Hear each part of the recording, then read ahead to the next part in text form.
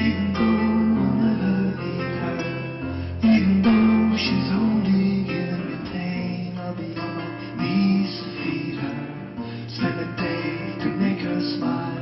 Arla Noia, a Eric Lambach i les seves guitarres. Només amb això va ser suficient per atrapar el públic de Cap Roig en un viatge cronològic per la discografia de Kings of Convenience. El duet noruec va voler repassar els seus inicis musicals, remuntant-se al 2001 amb Winning a Battle, Losing a War. Però aquesta era tan sols la primera parada d'un repertori que seguiria amb la coneguda Toxic Girl, acompanyada de Mrs. Cole i Boat Behind. A banda, però, d'encomanar aquest esperit indi que tanta fama ha portat al duet, a poc anava calant un ambient nòrdic. El seu peculiar humor, la minimalista escenografia i el so de les seves dues guitarres, acompanyat per les seves harmonies més que sincronitzades, omplien un escenari que cada vegada s'acostava més al pati de butaques. I és que en general ahir va ser una nit de descoberta per a molts dels assistents. No els havia sentit gaire fins al moment, però he vingut aquí i els he començat a escoltar i a poc el ritme ha anat pujant a mesura que ha anat passant el temps i fins que al final tot el públic s'ha anat animant i ha sigut molt divertit el concert. A mi m'ha agradat molt. Sí, està molt. Jo la primera vegada que escoltava aquest grup i la veritat és que he quedat bastant content, m'ha agradat bastant, sí.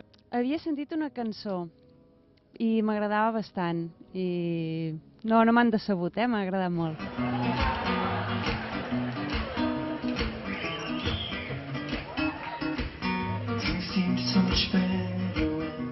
Però entre el públic també hi havia fidels seguidors de la banda que no volien deixar escapar l'oportunitat de veure els seus referents en el seu pas per la Costa Brava. Jo sí que els havia escoltat abans. Fa un parell d'anys que els conec per l'altre grup que tenen, The Wettest Boy Alive, i des de llavors els estic escoltant.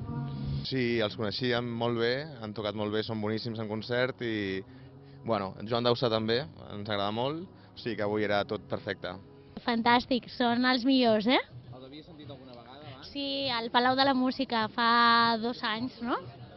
Sí, molt bé, són molt macos. Ha sigut magnífic, jo crec que els King of Convenience són un duet magnífic, representants de la més autèntica música indie. Jo crec que tots els que hem estat aquí els hem gaudit moltíssim. O sigui que un festival fantàstic, avui Cap Roig ha gaudit amb la música indie. Tot plegat va comportar una nova descoberta per als jardins de Cap Roig que s'obren a un nou estil de música, l'indie, amb tot un referent d'aquest gènere, malgrat que Kings of Convenience no publiquin disc des del 2009. Abans de la seva actuació, Joan Dausà va oferir un breu tastet dels seus temes traduïts a l'anglès.